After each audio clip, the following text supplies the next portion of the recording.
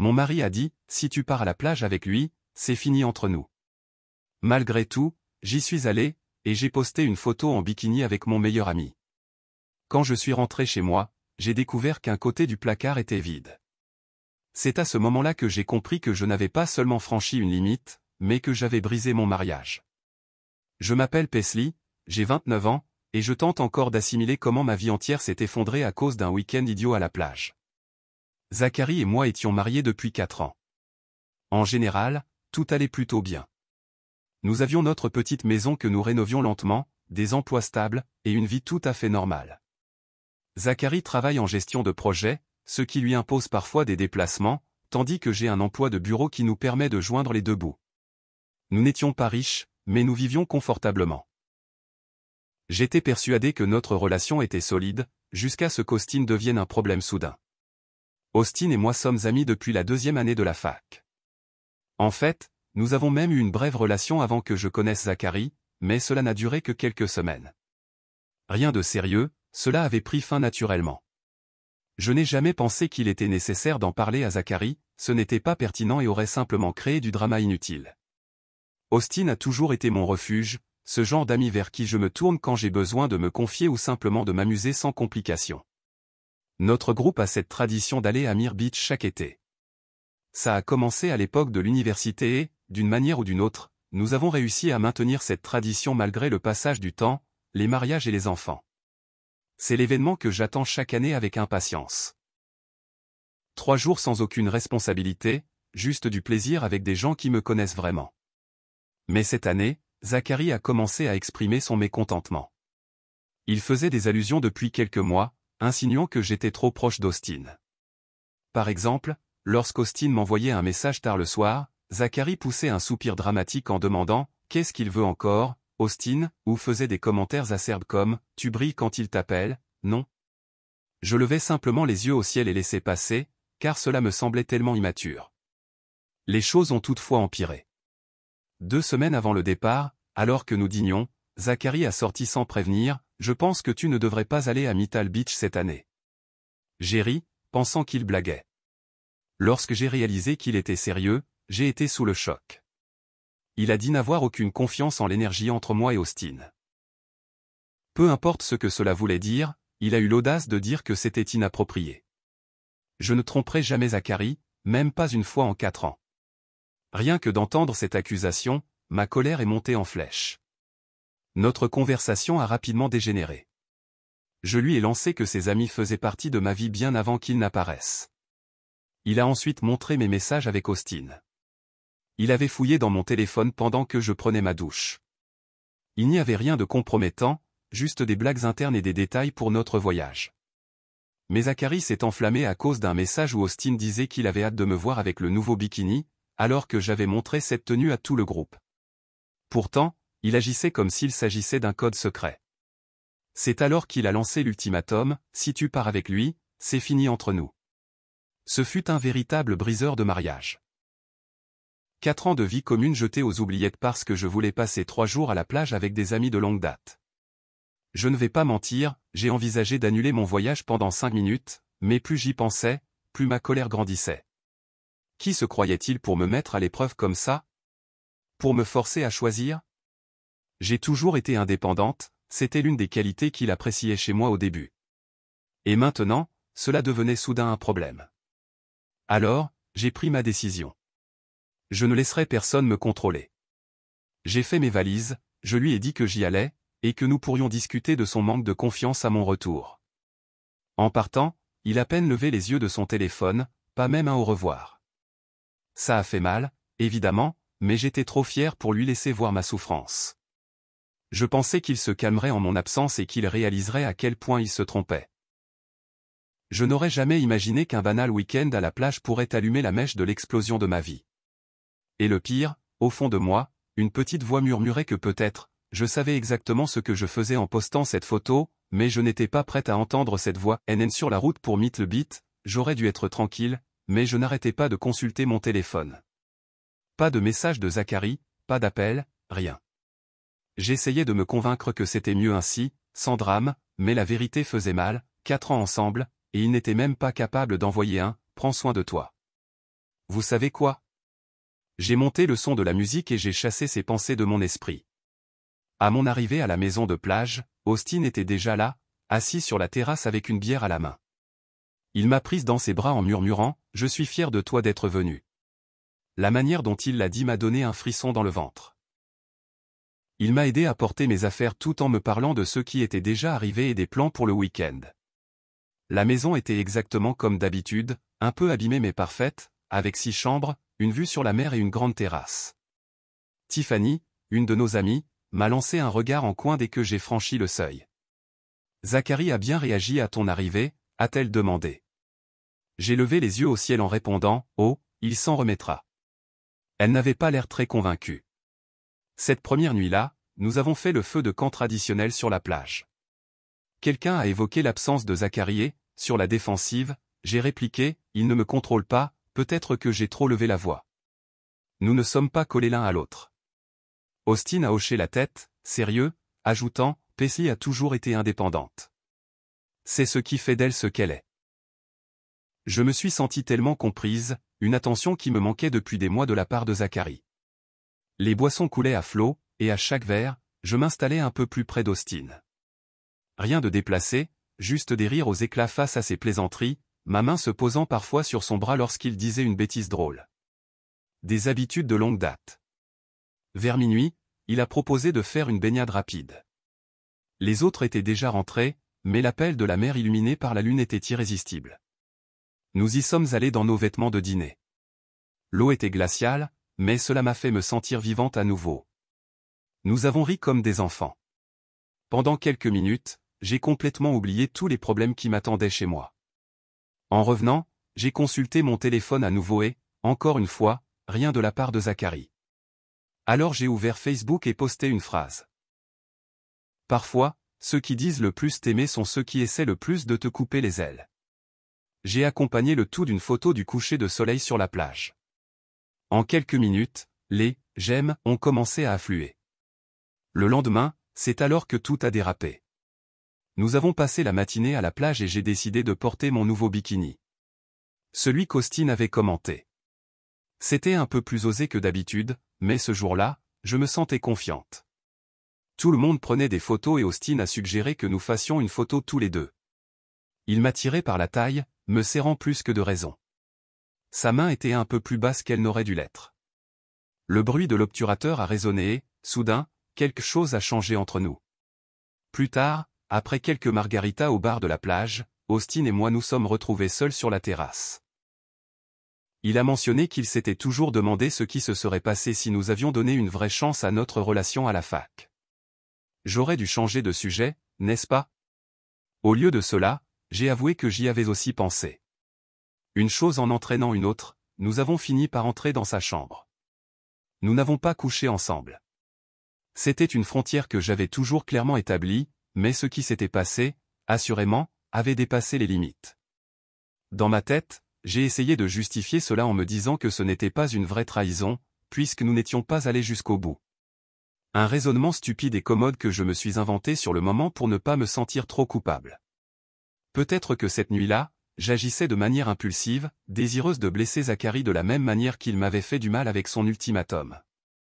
J'ai posté une photo en bikini enlaçant Win, avec la légende. Se créer des souvenirs avec ceux qui comptent vraiment. Vibe de plage, meilleur ami. Puis, j'ai éteint mon téléphone. Je ne voulais pas voir la réaction de Zachary. Une partie de moi savait que j'avais dépassé les limites, mais une part bien plus grande se sentait vengée. Le chemin du retour a semblé interminable. Chaque kilomètre pesait lourd. J'ai allumé mon téléphone dimanche matin et j'ai été bombardé de notifications, de commentaires sur la photo, de messages d'amis communs, mais rien de Zachary. Silence total.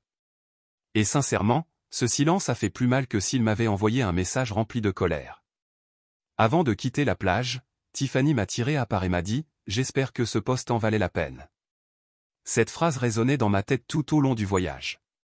Quand j'ai garé ma voiture dans notre garage, je savais déjà que quelque chose n'allait pas. La voiture de Zachary était là, mais la maison avait une atmosphère étrange, pesante. J'ai appelé son nom, mais aucune réponse. C'est alors que je l'ai vu. Son côté du placard était à moitié vide, les tiroirs ouverts, ne contenant que mes affaires. Mon cœur s'est affolé. J'ai couru d'une pièce à l'autre. Dans la cuisine, j'ai trouvé un mot. Je reste chez Jack. Nous devons parler, mais pas aujourd'hui. J'ai immédiatement essayé de l'appeler, mais je suis tombé directement sur la messagerie. J'ai envoyé un message. Tu es sérieux? Tu déménages à cause d'une photo. Après, je me suis simplement effondré sur le sol de la cuisine. J'ai pleuré jusqu'à manquer d'air. Il n'est réapparu que le lendemain.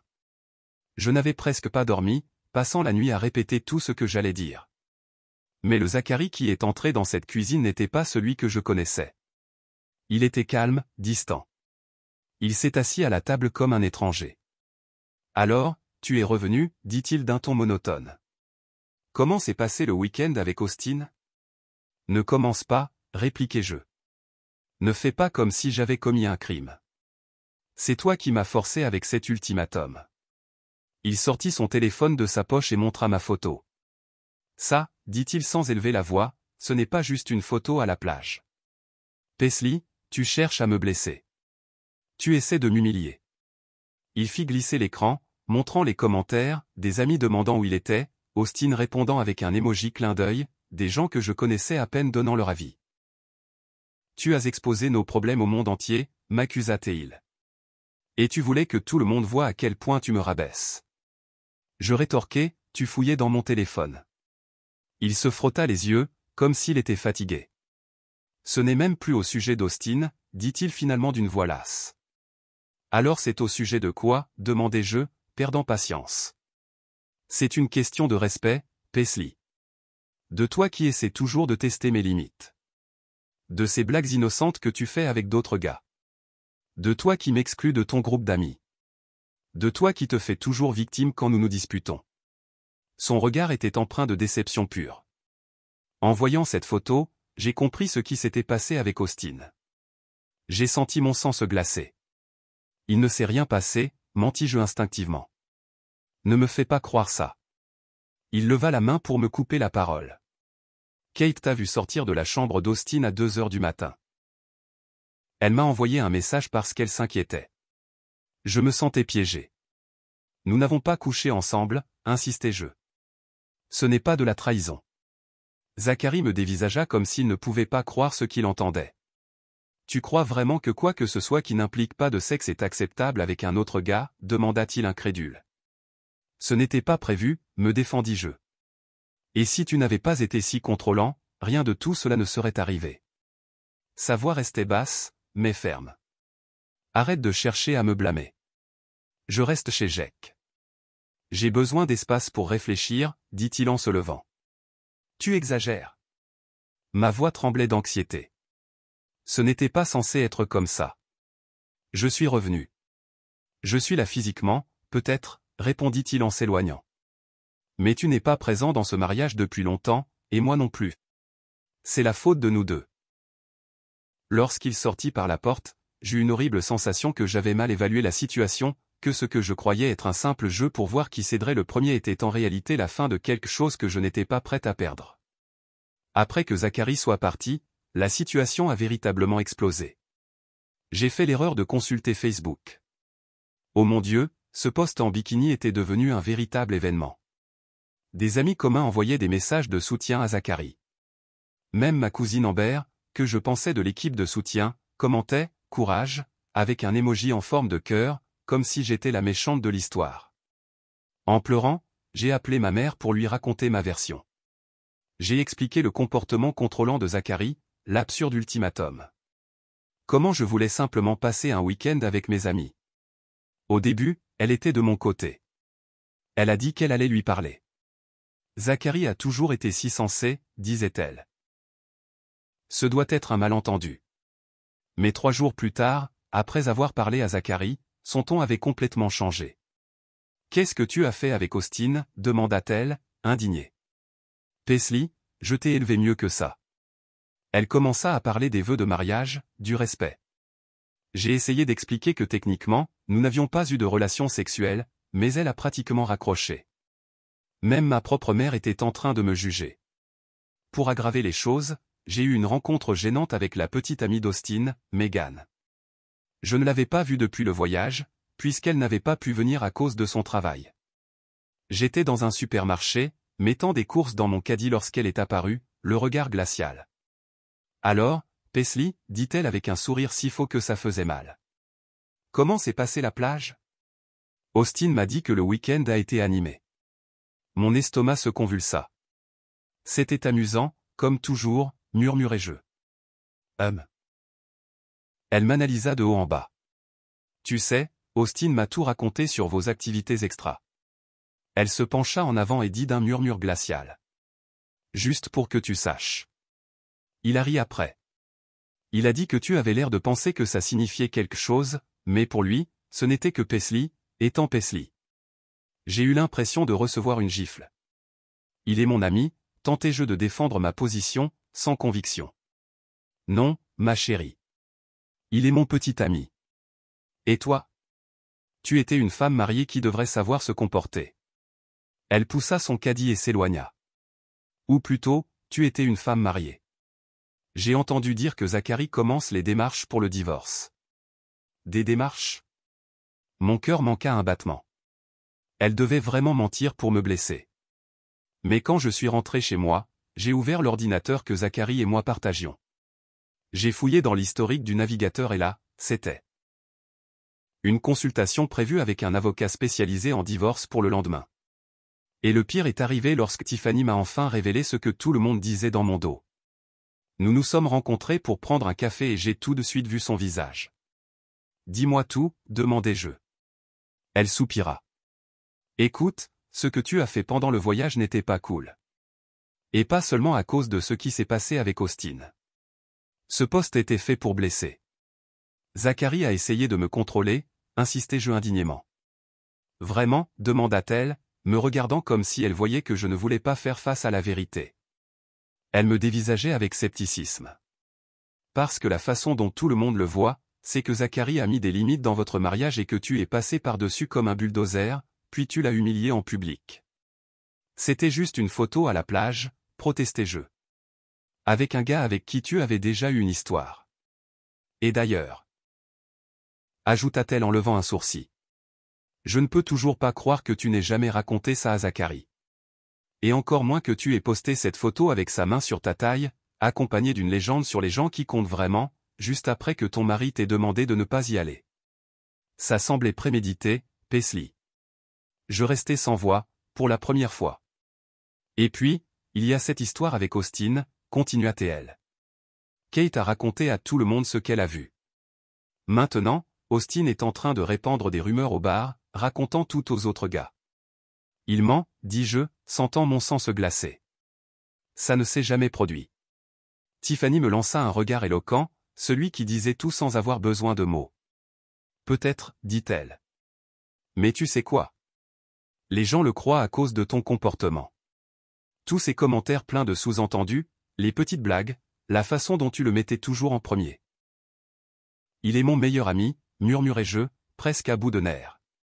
Oh non, rétorqua-t-elle. Je suis ta meilleure amie. Elle prit une grande inspiration.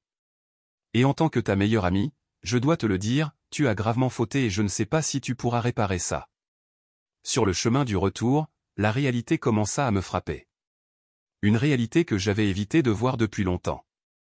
Les gens n'étaient pas de côté de Zachary parce qu'ils l'aimaient plus que moi. Ils étaient de son côté parce qu'à ce moment-là, j'étais la personne qui avait tort dans cette histoire. Et accepter cela était plus douloureux que tout le reste. Après une semaine de silence total, j'ai décidé que je devais essayer de réparer le désordre que j'avais provoqué. Je n'étais pas encore prête à admettre que j'avais eu tort sur toute la ligne. Après tout, avouons-le, son ultimatum était aussi très contrôlant. Mais je commençais à voir que j'avais franchi des limites.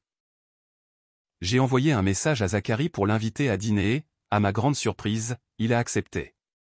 J'ai passé des heures à me préparer, choisissant une tenue que je savais qu'il adorait, la même que j'avais portée lors de notre premier anniversaire de mariage. J'ai réservé une table dans ce restaurant italien où nous avions eu notre dîner de répétition de mariage. L'idée était de raviver tout ce que nous avions construit ensemble. J'ai pratiqué mon discours devant le miroir, me sentant désolé, mais sans me rabaisser trop, juste ce qu'il fallait. Quand il est entré dans le restaurant, mon cœur a raté un battement. Il était magnifique, mais avec un regard fatigué. Il s'est assis en face de moi sans même me faire un bisou de salut. À ce moment-là, j'ai su que ça n'allait pas être facile. Je suis content que tu aies voulu parler, dis-je en forçant un sourire. Tu m'as beaucoup manqué. Il ne répondit que par un silence. Je veux m'excuser. Continuai-je en tendant la main pour prendre la sienne. Il la laissa, mais ses doigts restèrent rigides, immobiles. Les choses ont échappé à notre contrôle à la plage. La photo a été prise sans réflexion. Et ce qui s'est passé avec Austin, demanda-t-il directement. J'hésitai un instant. C'était une erreur, confessai-je. J'avais bu, j'étais contrarié à cause de notre dispute. Ça n'a rien signifié. Donc, tu admets que ça s'est produit? Sa voix était calme, mais son regard était douloureux. Oui, mais ce n'était pas, je trébuchai sur mes mots. Nous n'avons pas été jusqu'au bout, compléta-t-il en retirant sa main. Et Paisley, dit-il en me fixant dans les yeux. Si j'avais agi exactement comme tu l'as fait avec une amie, tu considérerais cela comme de la trahison. J'aurais voulu dire non pour ne pas me contredire, mais la vérité était que je serais devenue folle et qu'il le savait. Je détournai le regard. Ce n'est pas une question d'hypothèse, c'est au sujet de nous, de notre mariage. Le mariage que tu mets en péril à cause d'un week-end à la plage, répliqua-t-il froidement. Ou le mariage que tu exposes au grand jour? C'est toi qui m'as donné un ultimatum. Je lançai, sentant la sérénité que j'avais prévu m'échapper. Je t'ai demandé de ne pas aller à cette excursion parce que j'étais mal à l'aise avec ta relation avec Austin. Juste un week-end, c'est tout. Il soupira, épuisé, et au lieu d'essayer de comprendre ce que je ressentais, il a transformé le tout en une lutte de pouvoir, parce qu'au fond, il voulait prouver qu'il n'y avait de commande sur lui. Cette phrase me fit mal parce que je savais qu'elle contenait une part de vérité. J'avais toujours priorisé Austin. J'avais toujours mis notre amitié au-dessus des sentiments de Zachary. J'avais toujours testé les limites juste pour prouver que je pouvais le faire. J'ai tenté de changer de tactique. Je souhaite juste que nous avancions, dis-je d'une voix apaisée. Je mis ma main sur sa cuisse, la faisant glisser vers le haut, proposant ce que je savais qui avait fonctionné par le passé. Tu me manques. Tu me manques, nous deux. Mais il repoussa fermement ma main. Le sexe ne va pas arranger ça. Paisley, jamais ça n'a résolu quoi que ce soit, même si tu essaies de croire que c'est une solution magique. Je ressentais qu'il voyait à travers moi, à travers tous les subterfuges que je ne réalisais même pas utiliser. Que veux-tu de moi, demandai-je presque en larmes. Je veux que tu prennes tes responsabilités, dit-il simplement. Je veux que tu comprennes vraiment pourquoi ce que tu as fait était mal, pas seulement à cause du voyage, mais aussi à cause du schéma de manque de respect qui a toujours existé. J'essayais de retenir mes larmes. Tu regrettes juste d'avoir été prise en faute, conclut-il. Pas à cause de tes actions.